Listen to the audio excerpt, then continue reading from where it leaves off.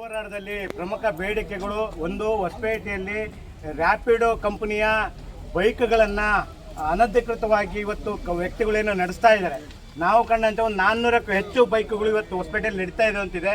So ಆ ಬೈಕ್ಗಳ ಮೇಲೆ ಕಾನೂನು ಕ್ರಮ ಜರುಗಿಸಬೇಕು, ಆ ಗಾಡಿಗಳನ್ನು ಸೀಜ್ ಮಾಡಬೇಕು ಅಂತೇಳಿ ಮನವಿಯನ್ನು ಹೊಂದಿಕೊಡ್ತಾ ಇದ್ದೀವಿ. ಇನ್ನೊಂದು ಮನವಿಯನ್ನು ಏನಿವತ್ತು ಕಚ್ಚಾ ತೈಲದ ಬೆಲೆ ಅಂತಾರಾಷ್ಟ್ರೀಯ ಮಾರುಕಟ್ಟೆಯಲ್ಲಿ ಕಡಿಮೆ ಆದಂಥ ಸಂದರ್ಭದಲ್ಲಿ ಕೇಂದ್ರ ಸರ್ಕಾರ ಬೆಲೆ ಏರಿಕೆಯನ್ನು ಕೂಡಲೇ ಹಿಂಪಡಿಬೇಕಾಗಿತ್ತು.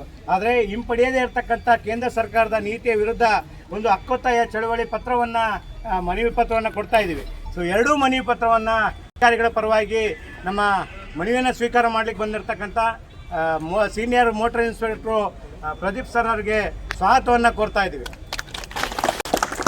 ಈ ಒಂದು ಮನವಿಯನ್ನು ಒಂದು ನಾವು ಒಂದು ಕೊಡ್ತಾ ಇದ್ದೀವಿ, ಇನ್ನೊಂದು ರಾಮಚಂದ್ರ ಬಾಬು ಅವರು ಸೆಂಟ್ರಲ್ ಗೌರ್ಮೆಂಟ್ ಸಂಸ್ಥೆ ರಾಮಚಂದ್ರ ಬಾಬು ಕೊಡ್ತಾರೆ, ಸ್ಟೇಟ್ ಗೌರ್ಮೆಂಟ್ ಏನು ಬೈಕ್ ಸಲುವಾಗಿ ನಾವು ಕೊಡ್ತಾ ಇದ್ವಿ.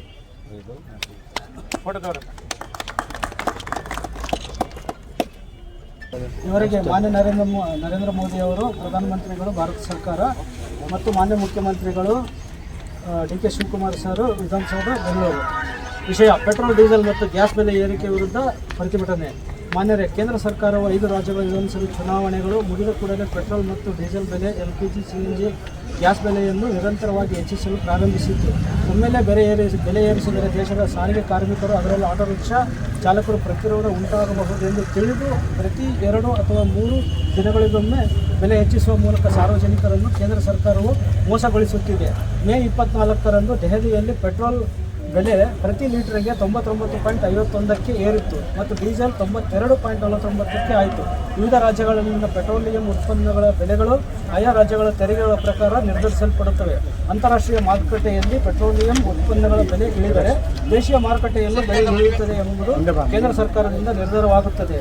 ಪಶ್ಚಿಮ ಏಷ್ಯಾದ ಯುದ್ಧ ಪರಿಸ್ಥಿತಿಗಳನ್ನು ನೆನಪಾಗಿಸಿಟ್ಟುಕೊಂಡು ನರೇಂದ್ರ ಮೋದಿಯವರು ದೇಶದ ಸಾಮಾನ್ಯ ಜನರಿಗೆ ಮಿತವ್ಯಯದ ಆಜ್ಞೆಯನ್ನು ಹೊರಡಿಸಿದ್ದಾರೆ. ಪೆಟ್ರೋಲಿಯಂ ಉತ್ಪನ್ನಗಳ ಬಳಕೆಗಳನ್ನು ಕಡಿಮೆ ಮಾಡುವಂತೆ ಆದೇಶಿಸಿದ್ದಾರೆ.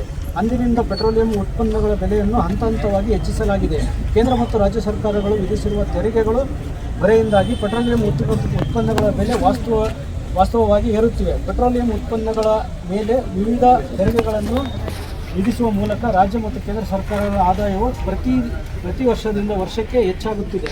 ಯಾಕಂದ್ರೆ ಸರ್, ಈ ಲೆಟರು ರಾಜ್ಯ ಸರ್ಕಾರ, ಕೇಂದ್ರ ಸರ್ಕಾರಕ್ಕೆ ನಿಮ್ಮ ಮುಖಾಂತರ ಕಳಿಸಿ. ನಮ್ಮೆಲ್ಲರ ಪರ್ಸನಲ್ ಮನವಿ ಏನಂದ್ರೆ, ನೀವು ಅದನ್ನ ಲಾಸ್ಟ್ ಟೈಮಲ್ಲಿ ಭಾಳ ಸ್ಪಂದನೆ ಮಾಡಿದ್ರೆ, ಬೆಳಿಗ್ಗೆ 7 ಗಂಟೆಗೆಲ್ಲ 8 ಗಂಟೆಗೆಲ್ಲ ಬಂದು ವರ್ಕ್ ಮಾಡಿದ್ದೀರಾ.